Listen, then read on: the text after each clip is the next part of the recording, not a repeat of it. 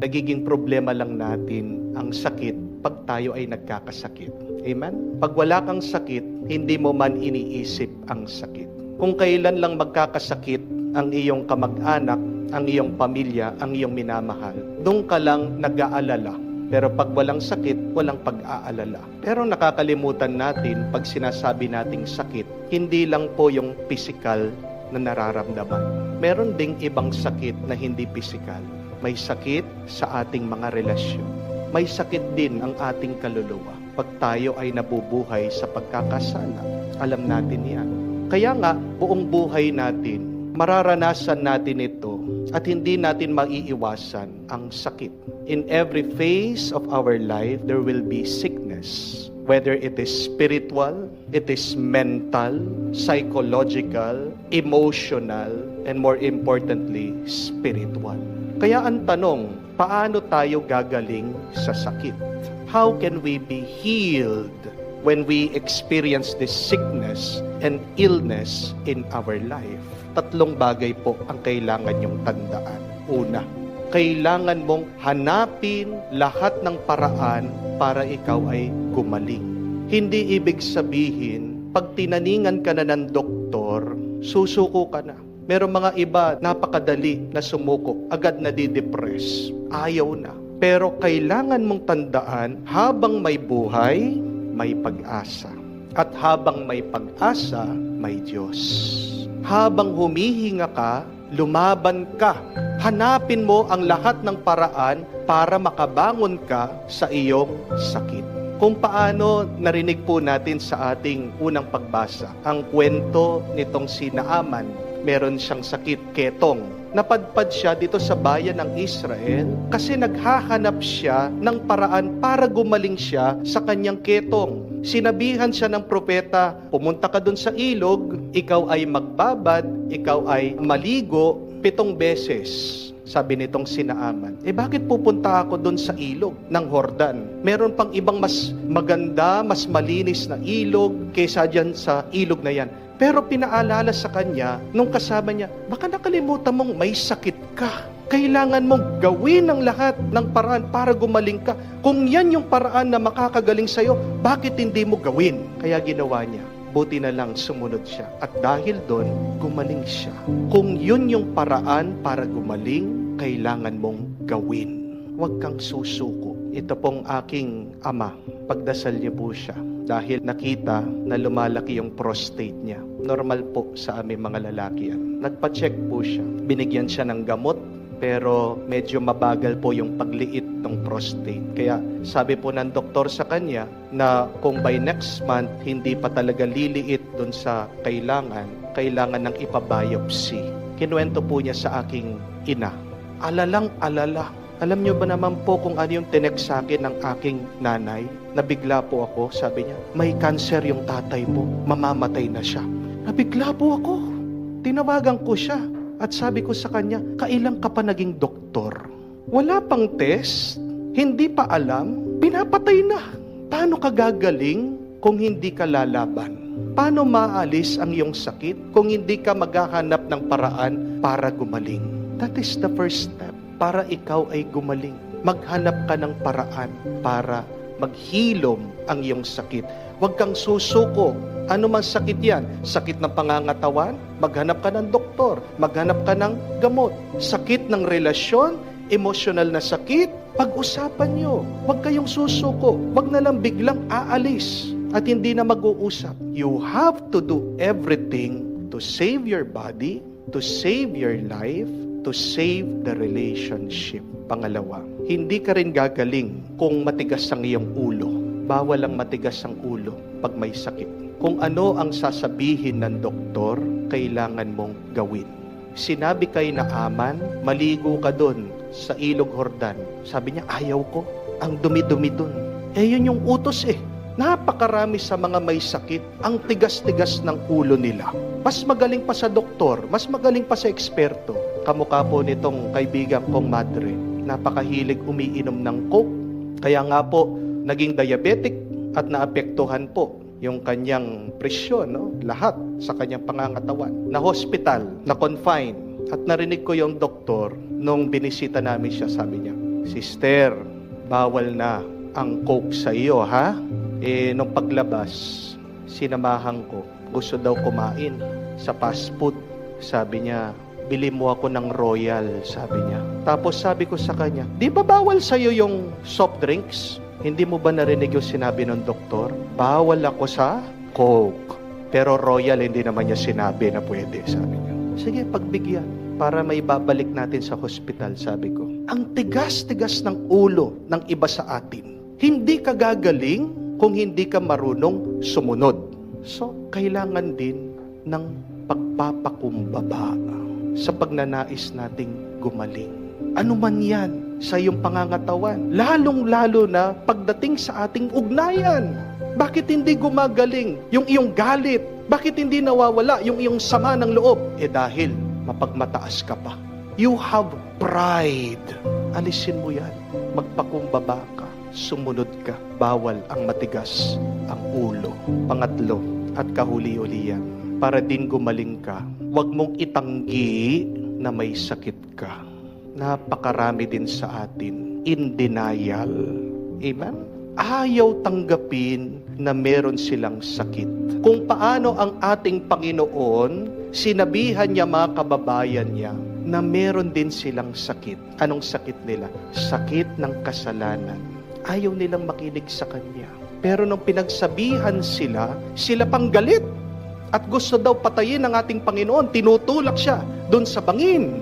Yan yung tandaan niyo po, ng isang taong ayaw niyang tanggapin na merong masamang nangyayari sa kanya. Galit. Anger is a sign of denial. Tignan niyo po, pag pinagsasabihan niyo, yung mga may sakit, nagagalit, nagbwibisit. Ibig sabihin, hindi pa nila matanggap na may sakit sila. Kasi, kung hindi mo haharapin yung iyong sakit, iiwasan mo yan, ano mangyayari sa'yo? Lalong lalala ang iyong sakit. Napakarami din po, ayaw magsimba, ayaw mangumpisal. In denial sila sa kanilang mga kasalanan. Ano sinasabi nila? Bakit ako magsisimba? Wala naman ako kasalanan. Bakit ako mangungumpisal? Wala naman ako ginawang masama. Talaga? Pero dahil hindi mo matanggap, meron kang sakit, may masama sa iyo. Palala ng palala yan. Kamukha din po ng cancer, hindi po ba? Mas maganda, early detection, maaga mong nakita. Abay, magpa-check up ka na, magpatingin ka na. Kailangan mo nang gawin ng lahat para maghilom ka, mapabuti ka. Napakasakit, napakahirap pag tayo'y dumadanas ng sakit. Pero kung tatandaan po natin, at tatlong ito magiging madali para sa atin. Hanapin mo ang lahat ng paraan para gumaling ka. Matuto kang magpakumbaba, huwag kang matigas ang ulo. At aminin mo na kailangan mo ang tulong. Aminin mo na may sakit ka. Aminin mo may masamang nangyayari sa iyo. Kung ito gagawin natin, mas madali na tayo ay gagaling at mapapabuti. Hilingin po natin sa Diyos na palakasin lahat ng mga may sakit ngayon. Ang sakit, hindi lang yan nararanasan sa katawan. Ang sakit, nararanasan din yan sa kaluluwa. Kaya ang makakapaghilom lang sa atin, alam natin ang grasya ng Diyos.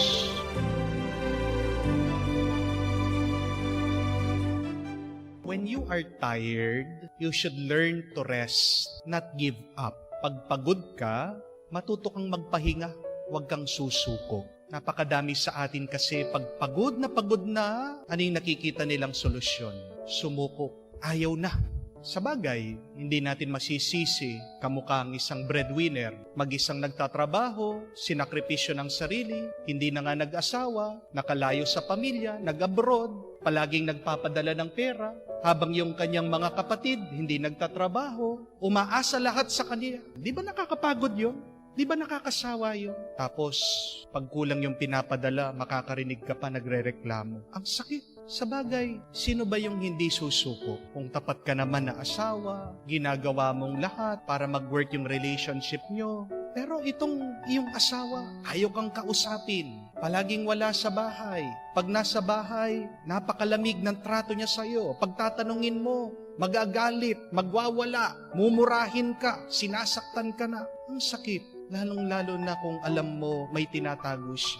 Lalong-lalo na kung alam mo totoo, meron na siyang iba, dinideny, nagsisinungaling pa sa'yo. Nakakapagod. Kaya nga, hindi mo masisising sumuko. Hindi rin natin masisisi yung mga iba, working student, mahirap ang buhay. Minsan nakakapanghina, ginagawa ang lahat at nawawalan ng gana. We have our own reasons to be tired sometimes. But remember this, the solution when you are tired is not to give up. Huwag kang sumuko, magpahinga ka. Sabi po nila, meron dalawang klaseng pagod sa buhay. There are two kinds of being tired. The first one, tired needs rest. But the second kind of being tired needs peace. Paano ka magpapahinga? Matulog ka. Pero merong mga bagay na hindi masusolusyonan ng tulog. Di po ba? Dahil ang talagang kailangan, ang hinahanap mo, kapayapaan ng iyong kaluluwa. At ang mabuting balita, ang ating Panginoon, kaya niyang ibigay yung dalawang yun sa atin. Pahinga ng ating katawan, pahinga ng ating mga kaluluwa. Kaya nga sinasabi niya, "Come to me, all you who are weary and tired and are burdened in life, and I will give you rest." Anong klaseng pagod ang meron ka sa iyong buhay? Kayang ibigay yan ng Diyos. Pagod ng iyong pangangatawan dahil sobrang stress ka na, sobrang pagod ka na, may sakit ka na. Go to the Lord. God will give you rest. Napapagod na ang iyong damdamin, ang iyong puso, ang iyong kaluluwa dahil sa napakaraming problema, dahil sa napakarami mong iniisip, dahil nasasaktan ka na. Go to the Lord still because Jesus could provide you peace. Only God can give us rest in body and soul. That is the good news and that is the reminder for us. Sabi po ng mga doktor, ang tulog, yan po yung paraan ng ating katawan para i-repair ang kanyang sarili. Sleep is the repair shop of the body. Kung may nararamdaman kang masama, kung may dinadamdam ka na masakit, gawin mo, matulog ka. Kulang ka sa tulog. Kaya nga tignan niyo po, yung mga nagkakasakit, sino yung mga yan? Yung mga palaging puyat, di po ba? Kung may sakit ka, matulog ka. The body will repair itself. The body will heal itself. Pero ano po yung repair shop ng ating kaluluwa? Yan po yung dasal. When we pray, our prayer, our communion with God helps heal our broken hearts. Prayer helps heal our broken spirits and soul. Sino yung mga may sakit sa kaluluwa? Yung mga nabubuhay sa kasalanan. Yan din yung mga taong lulong sa bisyo. Hindi nagdarasal. Hindi nakikinig sa salita ng Diyos. Hindi sila gagaling dahil hindi sila lumalapit sa Diyos. Hindi sila mapapabuti. Hindi sila maghihilo dahil hindi sila lumalapit sa Diyos. Hindi nila binubuksan ang kanilang sarili sa Diyos. Napakaganda po, basahin nyo. 1 Peter chapter 5 verse 7. Sabi niya, "Cast all of your worries and anxieties on God because God cares for us." Kung may sakit ang iyong kaluluwa, lumapit ka lang sa Diyos. Iangat mo sa Diyos, ibigay mo sa Diyos, buksan mo sarili mo sa Diyos, tutulungan ka niya. Pero yan yung problema din ang napakarami sa atin. Pagod na ang katawan, dinadagdagan pa ng kasalanan. Amen? Kala kasi, yung pagkakasala, yan yung sagot para mapahinga ang kanilang sarili. Pero hindi. Na-stress ka na nga sa trabaho mo. Kala mo, yung pag-iinom-inom mo, yung pagsusugal-sugal, nakakaalis ng stress, nakakaalis ng problema, nakakaalis ng pagod. Pero hindi. Di po ba? Uminom ka, nalasing ka, sasakit ang ulo mo. Sumusugal ka, libangan lang naman po, Father eh. Libangan pa ba? Kung ang dami-dami ng pera ng natatalo, dumodoble yung problema. Bakit nagkaroon ng kalaguyo? Nai-stress din daw sa trabaho. Stress reliever. Talaga? Lalo dumodoble yung problema. Dahil nag-aaway sila na talagang misis niya. Yan yung nakakalungkot, di po ba? Oo, hindi nga sumuko. Pero may mas malala na ginagawa pagpagod. Babad sa kasalanan. Yan yung nakakalungkot. When you are tired, learn to rest. Do not sin. Do not give up. Bakit kailangan daw po magpatuloy tayo kahit napagod tayo? Ito yung tandaan niyo. Dahil pagpagod ka, isa lang ibig sabihin yan. Marami ka nang nagawa. Marami ka nang pinagpaguran. At pagpagod ka, ano pang ibig sabihin? Konti na lang, matatapos na. Di po ba? Kamukha po sa boxing, sa basketball, sa sports. Pagpagod na pagod yung atleta, anong ibig sabihin? Ang tagal na niya naglalaro. Hindi naman siya mapapagod kung hindi naman siya lumabas doon, kung hindi naman siya naglaro, kung hindi naman siya nakisali. Di po ba? Kaya pagpagod ka, dapat magpasalamat ka din. Kasi ibig sabihin, nagtrabaho ka, nagbanat ka ng buto. Pero ipagpatuloy mo yung mabuting ginagawa mo. Huwag kang susuko at huwag kang magpapalinlang, magpapatukso. Bakit? Konti na lang. Matatapos na yung pinagpapaguran mo, yung trabaho mo, at makakamtan mo na ang gantimpala at ang bunga ng iyong sakripisyo. If you have to stop, if you have to rest, then do it. Please, do not sin. Please, do not give up. Anong klaseng pahinga yung kailangan mo? Pahinga ba ng katawan? Pahinga ba ng kaluluwa? Alam natin kung saan tayo kailangan pumunta sa Diyos. Lumapit ka sa Diyos. Hingin natin sa Diyos ang grasya ng Kanyang kapayapaan. Tiwala ka, papalakasin ka niya.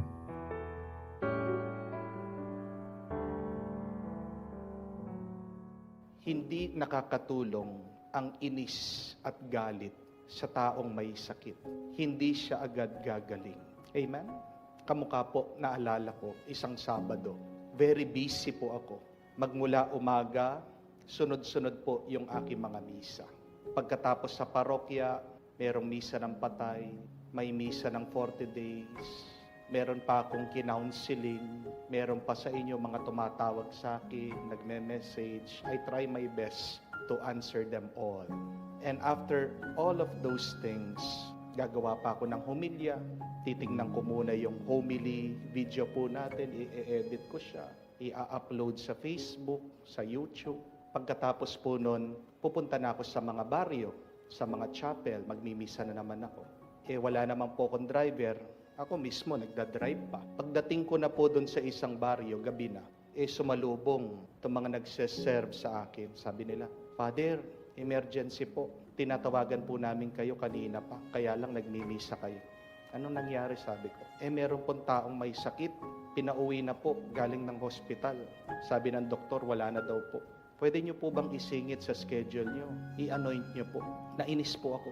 Kasi sabi ko sa kanila, may isa pa akong misa. Malilate ako sa misa ko. Gagabihin na ako. Kailan po? Sabi nila. Nagmamadali po. Sige na po, parang awa nyo na. So kahit na mabigat po sa akin, pagkatapos ng misa, umuulan pa naman, sige, pinuntahan namin. Nagmamadali po ako, pupuntahan namin yung may sakit. Nilalabas ko pa lang yung aking sasakyan, merong nakabara na nagtitinda ng fishball. Nagmamadali na yung pare. Sabi ko, ano ba naman yan? Kung kailan ako nagmamadali, meron pang pumipigil sa akin, tinatraffic pa ang aking sasakyan. Lalo po ako naiinis, lalo ako nagagalit. Ayun, pinalis, sige. Lalo na ako na-late. Pagdating pa namin kung saan yung may sakit, walang ilaw doon sa daanan, doon sa kalsada. Napakadilim, umuulan, nag-flashlight kami, nakita namin, medyo baha pa. Lalo na naman ako nainis. Diba naman yan? Nagmamadali na ako, umuulan, baha pa, napakadilim. Pagdating ko po doon sa bahay, nandun po yung pamilya. Yung may sakit, nasa sahig. Mayroon po siyang tabo, parang nagsusuka na po. At bago ako nagdasal, parang kinurot ako ng Panginoon. Sabi niya, alisin mo yung inis mo, alisin mo yung galit mo. Bakit? Kasi pinaalala sa akin ng Panginoon, kung ikaw yan, gusto mo ba yung magdadasal sa'yo, yung pari, naiinis, nagagalit? Alisin mo yung inis mo, alisin mo yung galit mo. Tulong mo na lang sa tao na yung huling sandali niya dito sa mundo, makikita niya yung mukha ko. Na yung huling sandali ng kanyang buhay, ng kanyang paghihirap, bigyan mo naman siya ng karanasan, ng ginhawa, ng pag-asa, ng kapayapaan. Yung maranasan niya, hindi masama, hindi masakit kung hindi mabuti. Kaya nga po, talagang nagdasal ako, pinakadasal ko yung taong yon na hindi nagmamadali. I tried my best na pinaramdam ang pagmamahal ng Diyos doon sa kalagayan niyang nahihirapan siya. And I remember also this line from the prophet Ezekiel, who God is, that our God is a God who binds up wounds. Ang ating Diyos ay isang Diyos na nagpapagaling. Kaya nga, kapag ikaw nagiging instrumento ka, daan ka, para gumaling at bumuti ang mga tao, ay nakakamukha mo ang Diyos. Yan yung nakalimutan itong mga Pariseyo. May taong may sakit. Ang tagal-tagal na, tuyo yung kanyang kamay. Imbis na pagalingin, imbis na tulungan, pinabayaan. At ano pa yung attitude nila? Puno ng inis, puno ng galit sa ating Panginoon. Paano siya gagaling? Paano gagaling yung may sakit? Kung ganyan yung pinapakita nila, kung ganyan yung kanilang pinaparamdam, hindi talaga gagaling. Pero salamat sa Panginoon, nandoon siya. Dahil pinaranas niya, pinakita niya, ito ang ginagawa ng Diyos. Nagpapagaling, nagpapabuti. Kahit na ano paman ng attitude ng mga tao, gagawa at gagawa ng paraan ng Diyos para pagalingin ang tao, para ibalik ang kanyang mabuting kalagayan. Yan nga po, as I have said, gentle reminder. Pag merong may sakit, hindi nakakatulong na tayo po ay puno ng galit at inis. You may have your own reasons bakit kayo'y naiinis, nagagalit pag may taong may sakit sa inyong pamilya sa bahay. Baka nagagalit kayo, naiinis dahil alam ko naman mahirap nag-aalaga sa taong may sakit. Makulit, mga yan. At sila din mismo, mahirap ingatan, mahirap alagaan. Maaaring naiinis din po kayo, nagagalit dahil nauubos na ang inyong pera. Hindi nyo alam kung saan kayo kukuha, pambili ng gamot. Hindi nyo alam kung saan kayo kukuha ng pera. Pag talagang emergency na, ipapasok mo na naman sa hospital. Merong mga iba naiinis, nagagalit, alam ko, dahil na-frustrate sila. Ginagawa ng lahat, wala pa rin nangyayari. Hindi nag-i-improve yung health. At alam ko din, merong mga iba sa inyo naiinis at nagagalit dahil yung taong may sakit, may atraso sa inyo. May ginawang kasalanan. Maaaring tatay mo yan, nanay mo yan. Dati, inaabuso ka, nilalait ka. Ngayon, siya naman yung nahihirapan. Gusto mong gumanti. O kaya, baka asawa mo yan. Alam mo, niloko ka. Kung kailan may sakit na, diyan bumabalik. Nagpapaalaga sa'yo. Gusto mong gumanti, kaya naiinis ka, nagagalit ka. But I tell you, my dear friends, when you take care of sick people, no matter what they have done to you, you are becoming like God. And God will bless you for that. Be merciful as God is merciful. And remember, darating din ang araw, ikaw din, magkakasakit ka. Ikaw din, malalagay sa ganong kalagayan. Ikaw din ay mahihiga, mararatay sa kahinaan. Kaya nga, yung iyong pinapakita sa may sakit na kabutihan, huwag ka mag-alala. Ibabalik din ng Diyos yan. If you become merciful to the sick, someday, if you experience sickness, you will also experience mercy. If you become good to the sick, someday, if you become sick, you will also experience the goodness of God. Ang mabilis na makakapagpagaling sa may sakit ay yung iyong pagtrato sa kanila. A good and loving environment will help them to be healed quickly.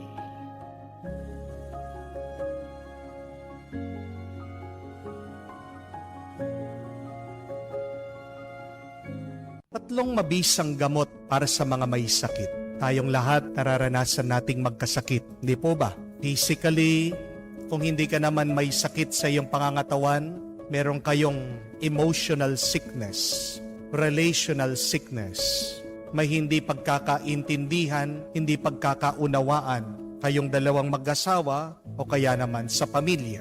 Kung maayos naman ang inyong ugnayan, minsan di rin natin naaalis meron tayong spiritual sickness dahil sa ating mga pagkukulang, kasalanan sa Diyos. At pag okay ang iyong pangangatawan, okay ang iyong spiritual life, okay din ang iyong ugnayan, ano yung pang-apat na sakit? Financial sickness. Di po ba?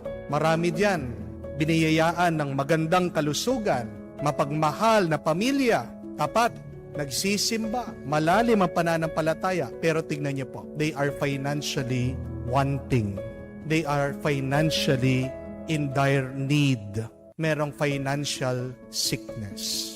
Yun yung tanong ano yung mabisang gamot pag may sakit? Sa pangangatawan man yan, sa inyong ugnayan, relasyon, sa iyong buhay espiritual, o kaya naman buhay financial, ano ang kailangan gawin?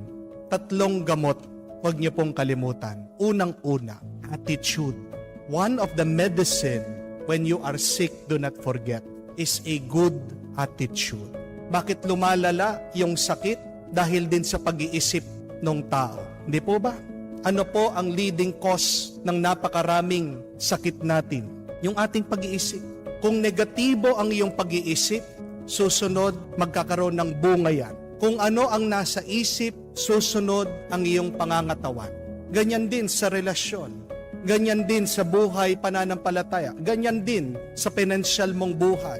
It all starts with your mind. How do you see life? Positively or negatively?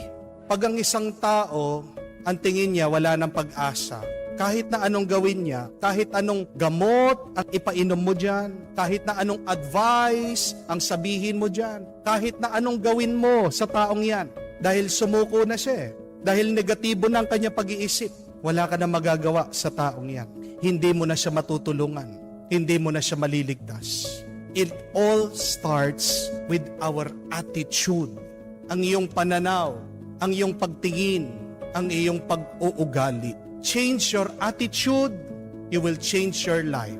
Have a healthy attitude, you will have a healthy and a full life. Kaya nga po, yan yung sinasabi ni San Pablo Be transformed by the renewal of your mind. Magbabago anuman ang iyong nararamdaman, anuman ang iyong kalagayan sa buhay, nag-uumpisa sa pagbabago ng iyong pag-iisip.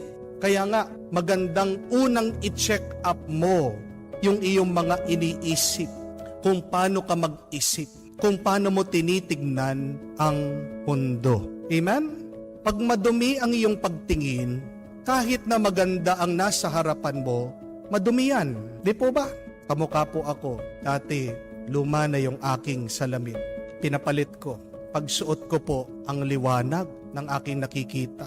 Nawala po yung mga dumi-dumi. Lalo po ako nabigla ng pagtingin ko sa salamin. Mas gumwapo ako. Dahil nag-uumpisa sa iyong pagtingin. Amen? Kahit na gaano kaganda ang iyong pamilya, kahit na gaano kalusog ang iyong pangangatawan, mawawalang kwenta yan. Papangit yan. Sasamayan dahil nag-uumpisa sa iyong pagtingin, sa iyong pag-iisip. The first good medicine is a good attitude. Amen? Pangalawa, have good and loving friends and family. Dahil pag may sakit ka, hindi mo kayang tulungan ang sarili mo. Amen? Sa pangangatawan mo man yan, sa financial mong buhay, sa inyong ugnayan, lalong-lalo na sa buhay espiritual. Nanghihina ka na nga Kaya nga po, ano yung narinig natin sa Ebanghelyo? May mga taong tumulong sa mga may sakit, kaya nga gumaling sila. Itong si San Pedro, tinulungan ang kanyang biyenan. Ang mga tao sa bayan, nung narinig nila, nandun si Jesus, dinala nila ang kanilang mga kamag-anak, dinala nila ang kanilang mga pamilya kay Jesus. Dahil may tumulong, kaya sila gumaling. Bakit hindi ka gumagaling?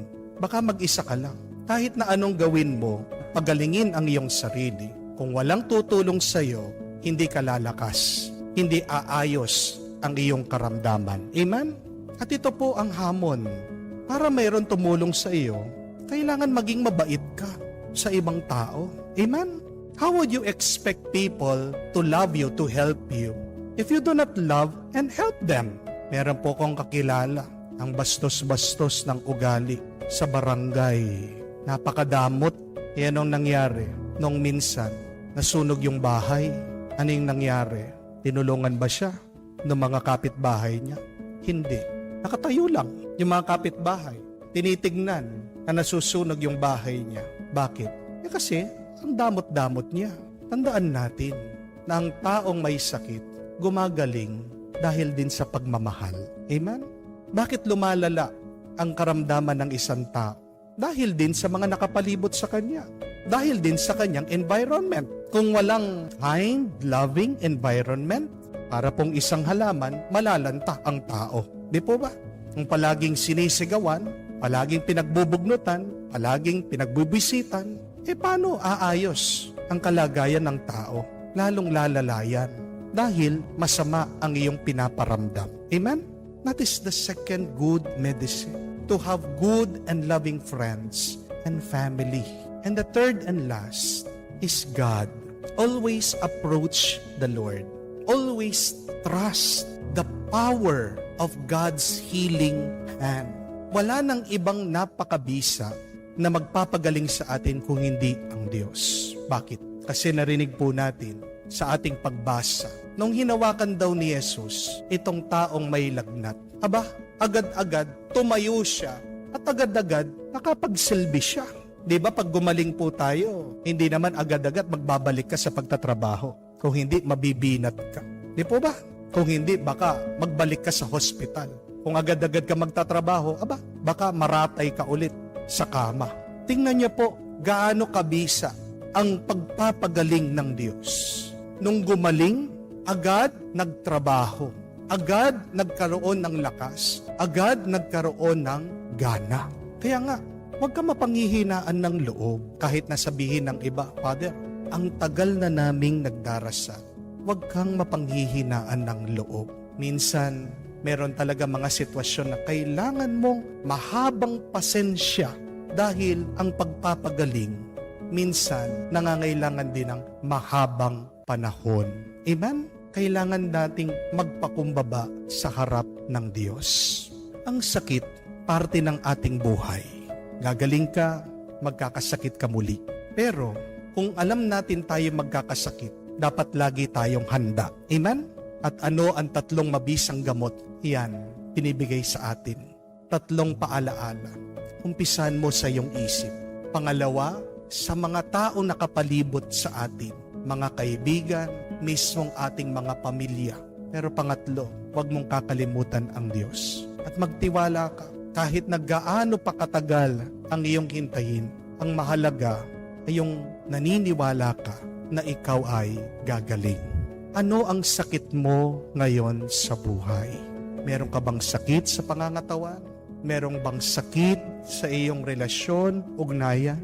Meron bang financial sickness sa inyong pamilya? O baka naman matagal ka nang nakalayo sa Diyos. Kailangan mo nang magbalik loob sa Kanya.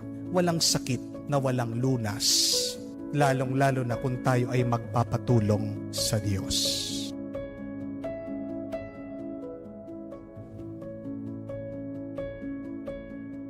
Kung babasahin niyo po ang unang libro ng Biblia, may mapapansin kayo kung paano ginawa ng Diyos, ng Panginoon, ang lahat. Nung ginawa ng Diyos ang isda, kinausap niya yung tubig, yung dagat.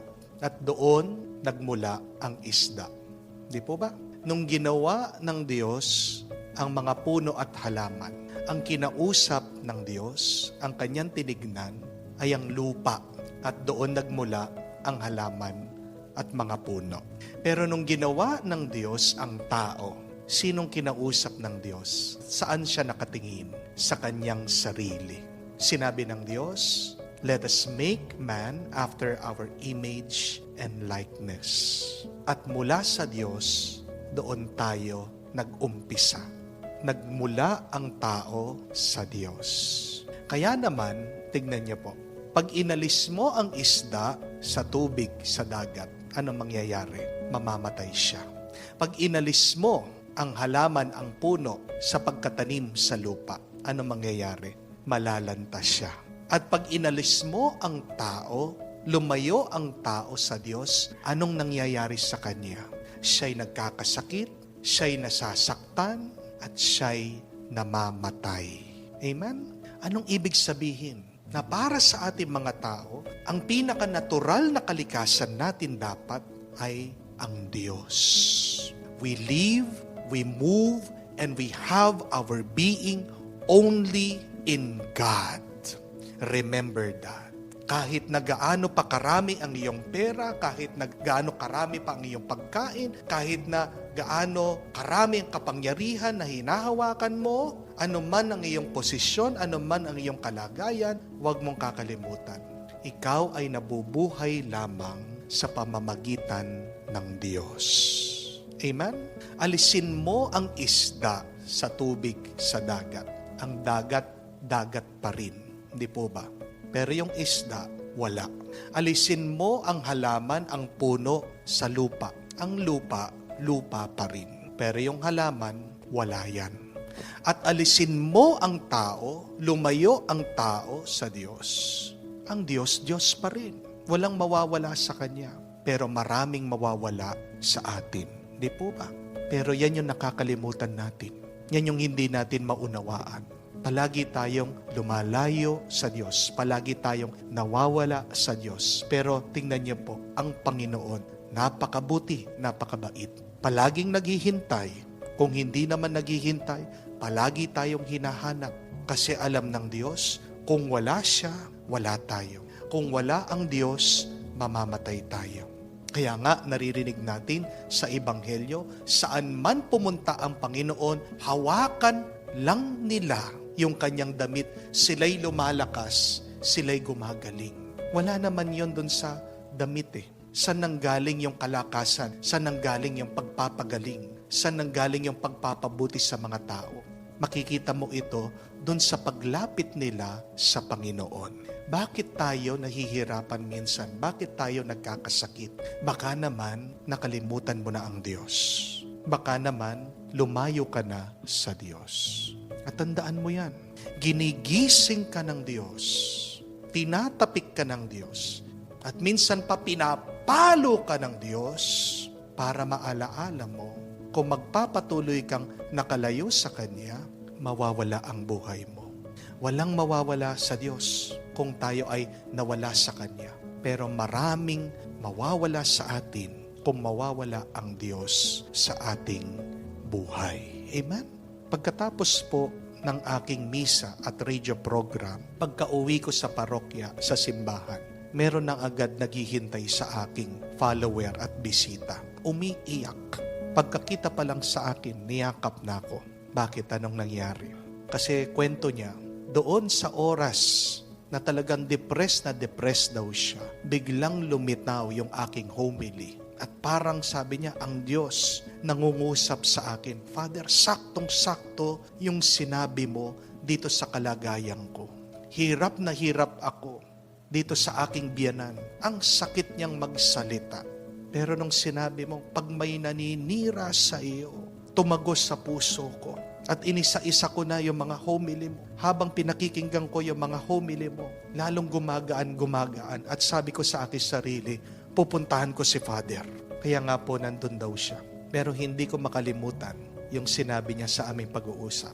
Sabi po niya, Father, siguro kaya hinayaan akong masaktan ng Diyos, mapahiya ng Diyos. Kasi tinutulungan niya akong hanapin kita. At dahil nandito na ako, may naalala ako. Matagal na akong hindi nagko-confess. Gusto kong mag-confess para mas gumaan yung aking nararamdaman. And I was so happy for her. Napakasaya ko po para sa kanya. It was very unfortunate what was happening to her. Napakasakit, napakabigat na nangyayari sa kanya. Pero, kailangan niyang maranasan yun eh. Kasi, siya ay ginigising lamang ng Diyos. Sa pamamagitan ng kanyang masakit, mabigat, mahapding karanasan, ito ay paraan ng Diyos para siya ay magbalik loob. Anong nararanasan mo ngayong mabigat? Anong nararanasan mo na masakit? Ano ang iyong problema ngayon? May dahilan. Bakit nararanasan mo yan? May dahilan. Bakit pinagdadaanan mo yan? Baka naman, ikaw ay lumayo na sa Diyos. Pag malapit na malapit ka sa Diyos, mapapabuti ka. Pag malapit na malapit ka sa Diyos, payapa ka. At pag malapit na malapit ka sa Diyos, Pag nabubuhay ka sa presensya ng Diyos, buhay na buhay ka. Huwag niyo pong kalimutan yan. Kaya magbalik loob tayo palagi sa Diyos. Sa araw-araw ng ating buhay, hanapin natin ang Diyos. Dahil sa Diyos lang tayo, sa Kanyang grasya, tayo ay mabubuhay, tayo ay mananatili, tayo ay magpapatuloy.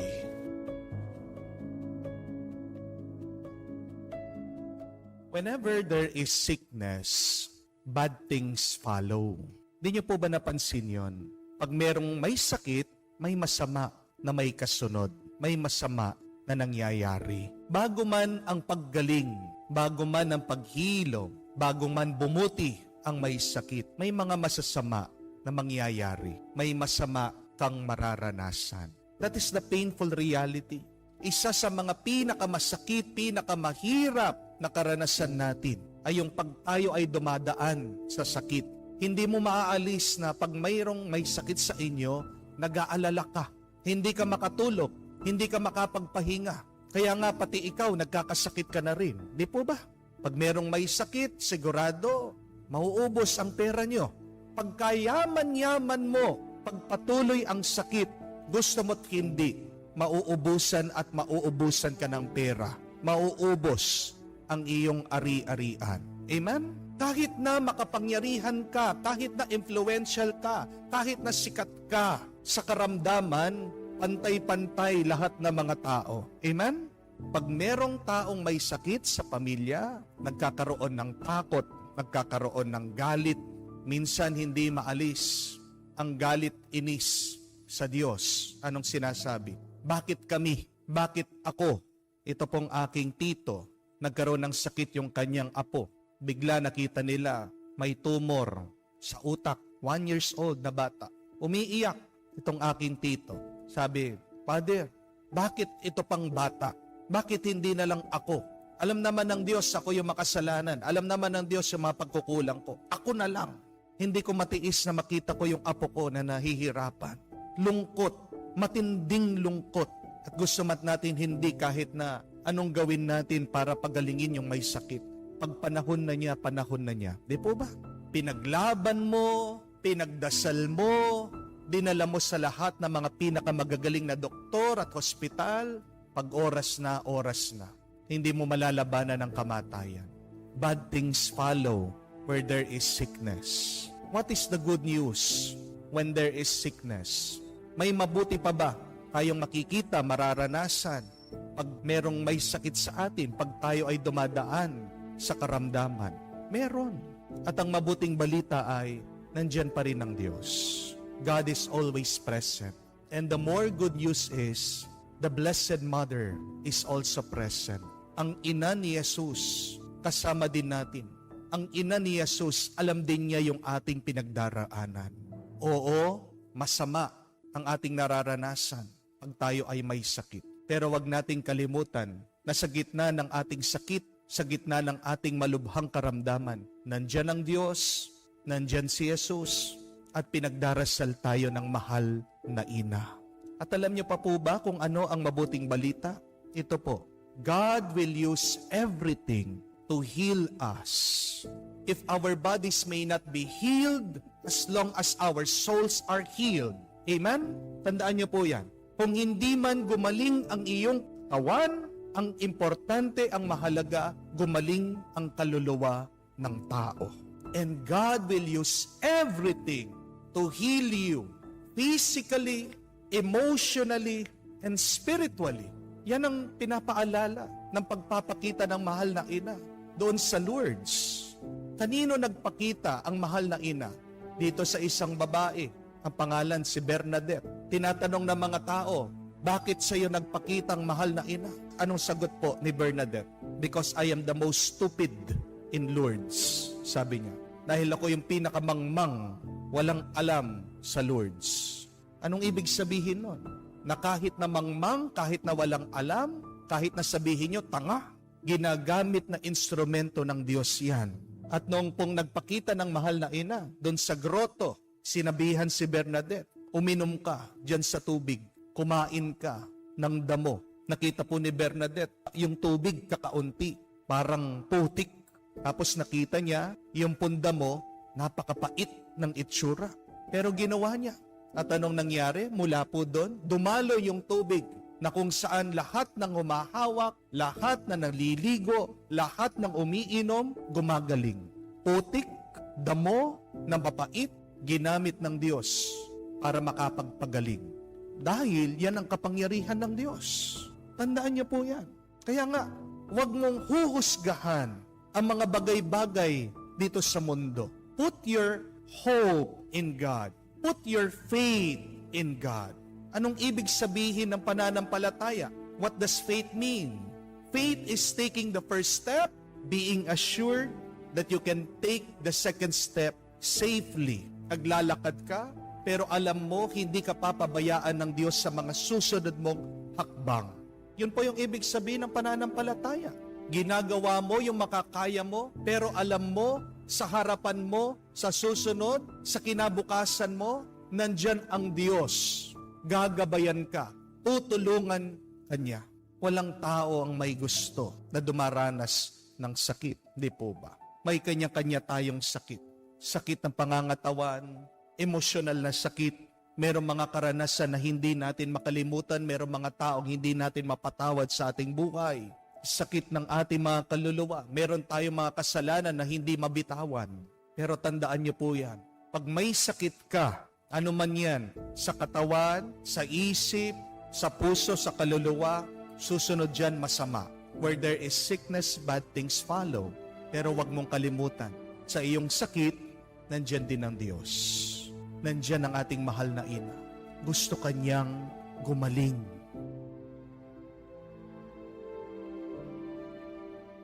Three reminders when you are in pain. Tatlong paalaala pag ikaw ay may sakit. Because St. Augustine said that one of the greatest evil in our life is physical pain. Amen? Isa sa mga pinakamasama na pwede mong maranasan sa buhay ay yung sakit ng iyong katawan. Alam nyo yan. Mahirap ngumiti na masakit ang tiyan mo. Mahirap mag-enjoy sa buhay kung malubha ang iyong sakit. Amen? Kahit na masarap ang pagkain sa harapan mo, kung wala kang ganang kumain, anong kahulugan nun? Di po ba? That is the reality. We cannot really be happy. We cannot live our life to the fullest if you are in excruciating pain. That is why, please, hold on to these three important lessons. When you are sick, when you are in pain, number one, remember that pain is never permanent. Hindi nagtatagal ang sakit. Amen? It is Saint Teresa of Avila who said that no matter how great the pain is, it is never permanent. Tandaan mo yan. Masakit man ang ngipin mo, matatanggal din yan.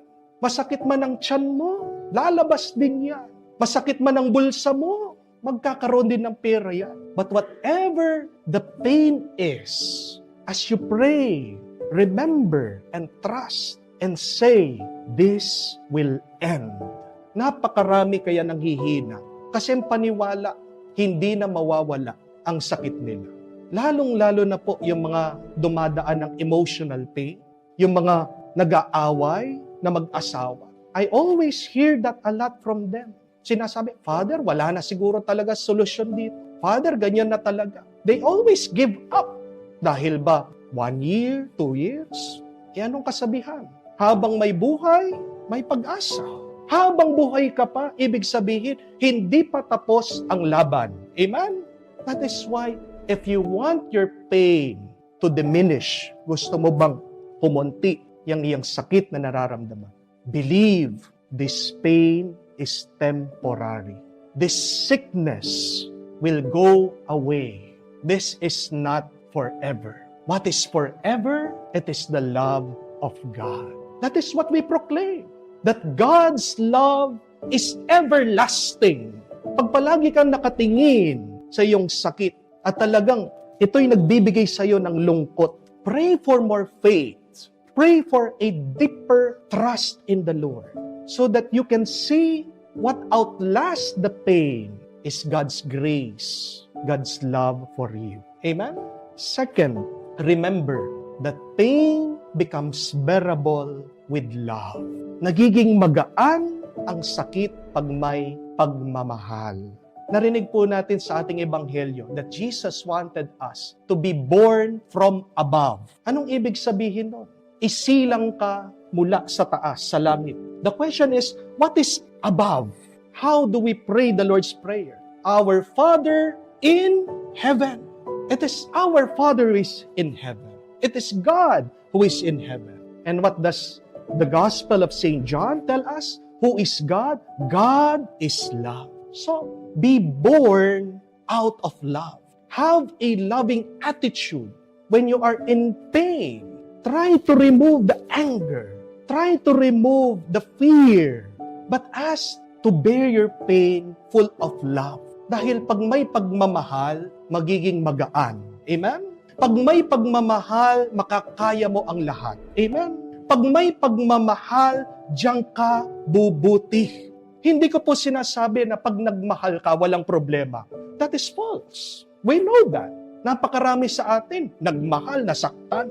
Napakarami, nagmamahal dyan. May problema.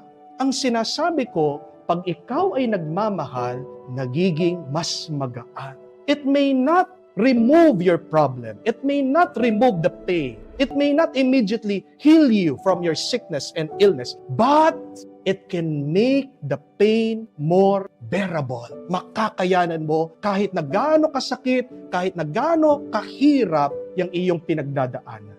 Bilib na bilib po ako. Isa sa mga kasama natin, si Inang Esther. Alam niyo po, bakit 85 years old? Ang haba ng buhay. Ito yung sekreto. Re-reveal ko po. Gabi-gabi pala, minamasahe po yung paa niyan. Ano pong ibig sabihin nun? Pag minamasahe mo, hinahawakan mo yung paa. You're trying to make the life of this person comfortable. How can you do that? Kung wala kang pagmamahal at malasakit sa tao. The touch prolongs the life of the person. The love heals, strengthens the person. Ano ang nakakahaba ng buhay ng tao?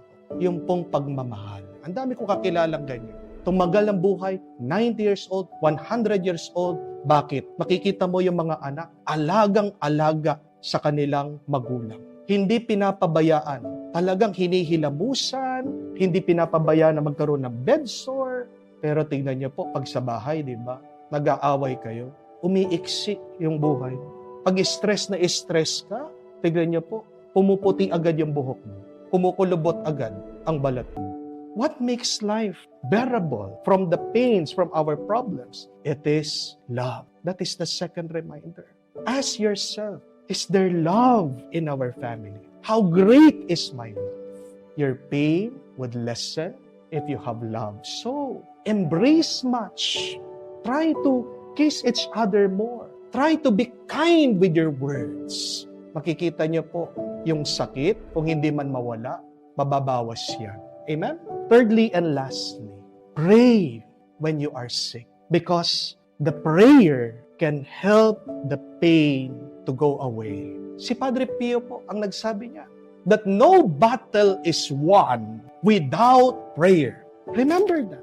Walang digmaan, walang labanan ang hindi mo mapapanalo kung hindi ka nagdarasal.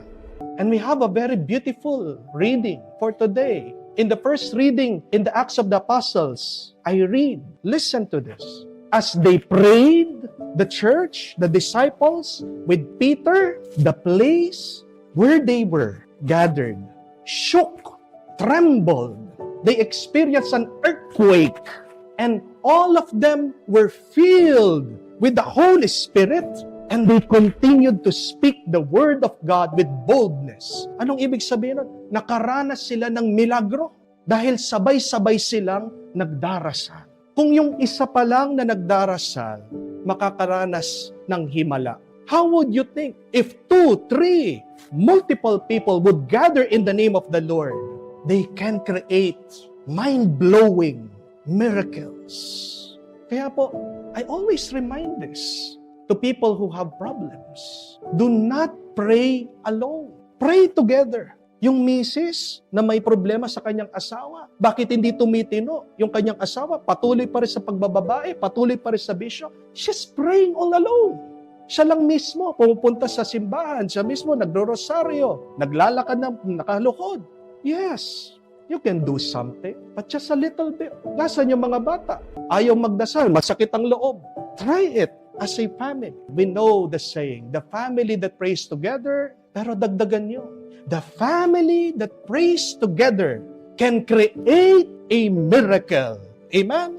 Kaya nga, pag may sakit, isa sa pamilya nyo, try to gather together, to pray for that person. Tingnan nyo po, makakagawa kayo ng milagro. Sino ang mga kakilala nating may sakit, may pinagdadaanan, o baka ikaw, meron ka ding sakit na nararamdaman? Huwag nating kalimutan. Hindi nagtatagal yan. Nagiging mas magaan sa pamamagitan ng pagmamahal. At mananalo ka laban dyan. One of the greatest, worst experience that we have, pain. If we believe in God, if we pray together.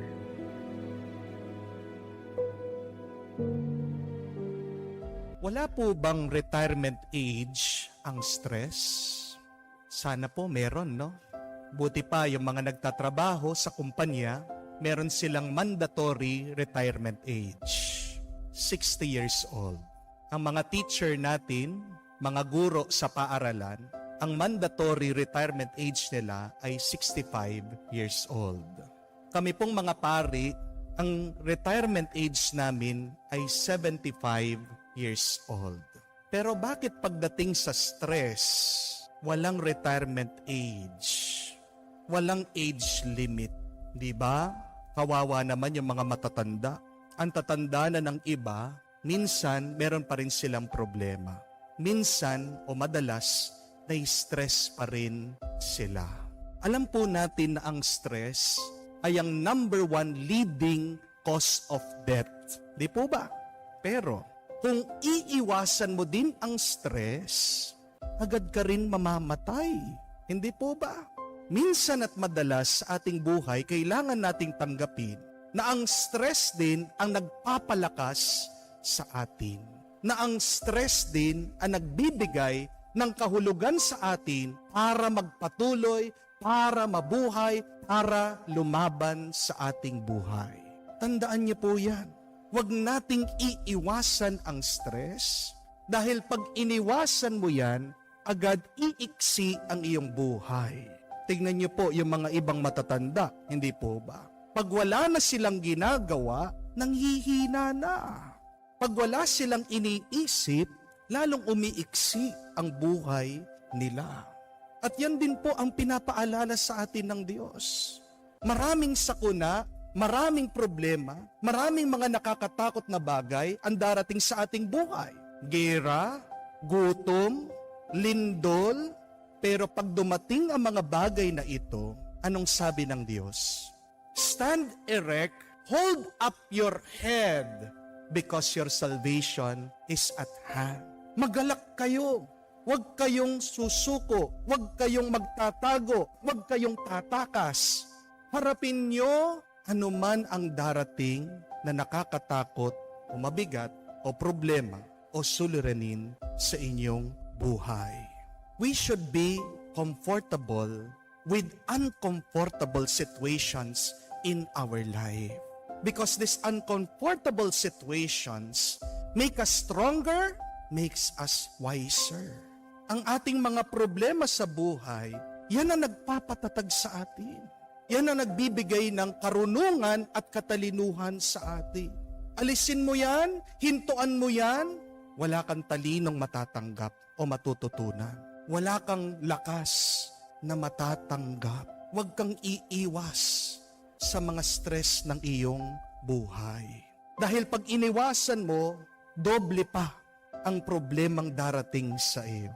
Tignan nyo na lang po, sa daan, pag nagmamaneho ka, yung mga iba, natatakot po, ayaw mag-drive na mabilis. Natatakot po, baka makabangga. Kaya ang bagal-bagal sa daan. Pero alam niyo po ba, sa pag-aaral, yung mga mabagal magmaneho, magpaandar, yan yung mga mas nakaka-aksidente. When you are slow in driving, you cause a lot more accidents. Nakita po nila yan sa pag-aaral. Iniiwasan mong makabangga, pero dahil doon sa pag-iwas mo, ikaw nagiging sanhi ng pagkabangga, aksidente ng mga tao. Tanungin natin ang ating sarili. Ano ba yung mga bagay na iniiwasan natin? Baka sa pag-iwas mo, lalong lumalala, lalong nagiging grabe, lalong dumodoble ang problema mo, ang stress mo. Yung mga iba na may nararamdamang sakit, ayaw magpatingin sa doktor. Sinasabi, natatakot daw. Natatakot malaman kung ano yung sakit. Hindi totoo yun. Ang totoo, natatakot malaman yung gastos. Pero tingnan niyo po, sa kakaiwas ng pagpapacheck up, anong nangyari? Nabubulaga, nabibigla, na-stroke na pala, inatake na pala sa puso. Di po ba? It is too late. Naging grabe na pala, malala na pala ang sakit sa kanyang katawan. Bakit? Kasi palaging iniiwasan. Yung mga ibang nag-aaway, napakadali na sana masolusyonan, magkasundo. Pero bakit lumalim yung kanilang hidwaan? Iniiwasan ang bawat isa. Napakasimple lang. Kung nag-usap lang nung nag-umpisa yung problema, edi sana wala nang pinag-uusapan. Edi sana wala nang problema. Edi sana wala nang away. Hindi po ba? Kung iniiwasan mo ang isang problema, lalong gagrabe yan. Subukan mo, iwasan mo yung naniningil sa iyo. Ano mangyayari?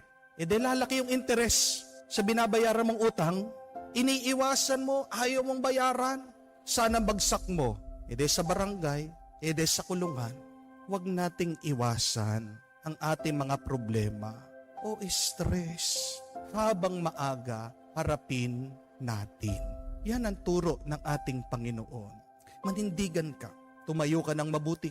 Harapin mo anuman ang problema sa buhay. At huwag tayong mag-alala. Huwag tayong mag-alala. Dahil sabi ng Diyos, kasama natin siya ngayon at magpasawalang hanggan. Siyang magpapalakas sa atin.